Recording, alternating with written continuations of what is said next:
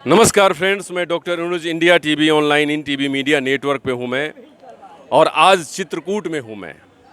चित्रकूट कामदा पर्वत, कामदगिरी पर्वत, जो कि भगवान श्री राम जी ने जहाँ 12 वर्षों तक तपस्या की थी अपने वनवास काल में। और इसकी महिमा कही जाती है, चित्रकूट चिंता हरण आए सुख के चैन, पाप कटहीं युग चारि के देख कामदा नैन। इस पर्वत की ये महिमा है।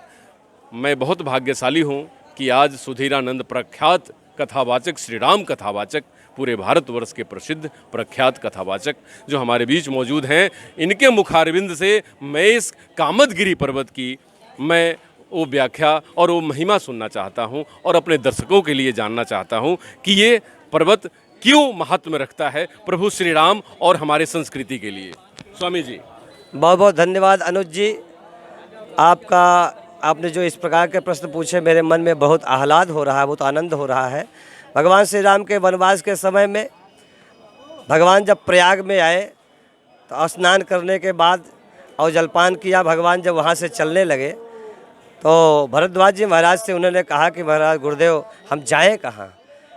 तो गुरुदेव भरद्वाज जी महाराज ने कहा कि अपने आश्रम से उन्होंने 50 शिष्यों को निमंत्रित किया। उस समय उनका आश्रम बहुत विशाल था, जिसमें 50,000 शिष्य पढ़ा करते थे। 50 शिष्य जब बाहर आए तो उसमें 4 शिष्यों का चुनाव किया। वह 4 शिष्य 4 वेद है।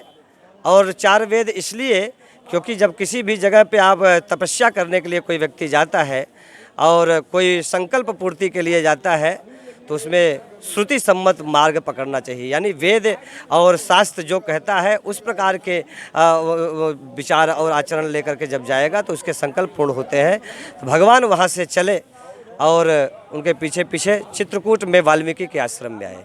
वाल्मीकि जी से उन्होंने कहा कि गुरुदेव हम रहें कहाँ।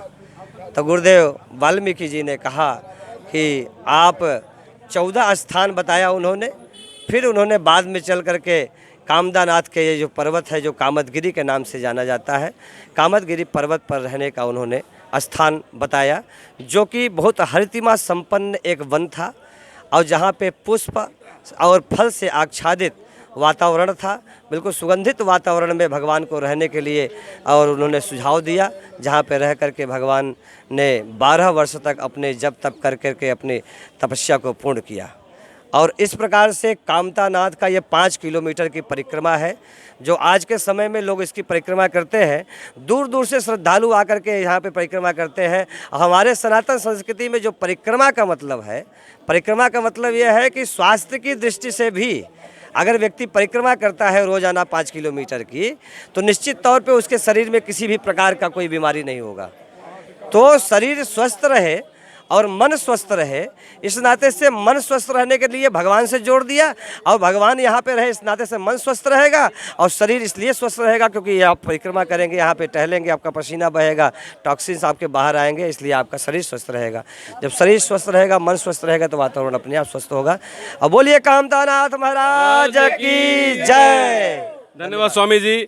मैं ये बताऊं कि प्रभु श्री राम जो ज्ञान और विज्ञान के स्वामी, जो आज भी उतने ही आधुनिक हैं कि जो त्रेता युग में हुआ करते थे 17.5 लाख वर्ष पहले, जिसको नासा के वैज्ञानिकों ने भी साबित किया श्री राम सेतु के रूप में। तो आज हम उस भगवान के उस स्थली पे हैं कि जहाँ पर 12 वर्षों तक उन्होंने यहाँ तपस्या की और सीता मैया और लक्ष्मण जी के साथ उन्होंने हम मानव को ये सिखाया कि जिंदगी में चुनौतियाँ आती हैं, उसको डट के मुकाबला करना चाहिए और जो मुकाबला करता है वो जीतता है। मनुष्य के सर्वोत्तम पुरुष और मर्यादा पुरुषोत्तम श्री राम के स्थली में ये जानकर बड़ी खुशी हुई कि हम सब जीवों के स्वामी आज भी उतने ही हमारे दिलों में बसते हैं, कण कण में बसते हैं श्री राम। नमस्कार, डॉक्टर अनुज शर्मा की तरफ से।